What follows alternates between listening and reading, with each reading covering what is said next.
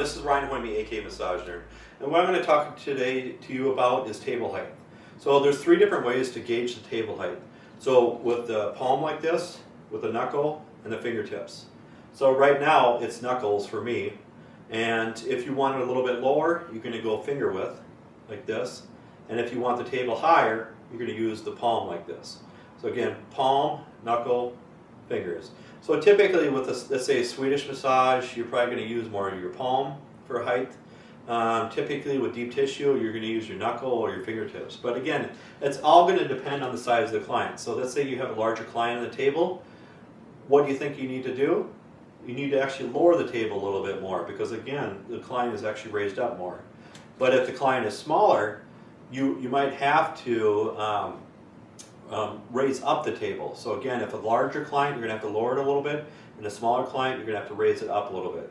But it's going to take you a while before you really find out what really works for you. So again, hydraulic tables or electric tables are ideal, so you just hit a switch and it goes up or down. So it's so much nicer that way.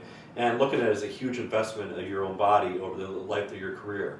So it's going to save you a lot and a lot of time too, because again, it takes a minute or so at least to change the table height.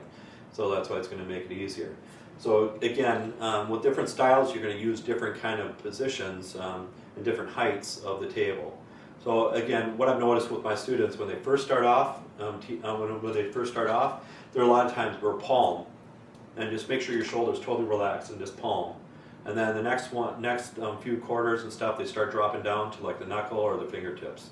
But when you're using the fingertips, when you're using deeper work, that's when you need to lunge more with your body to use more of your body weight then, and so it's going to help you out a lot more. So again, this is the table height. So again, everybody's belief is different in what you're going to be using. So give it a shot and just test it out for those three different ways.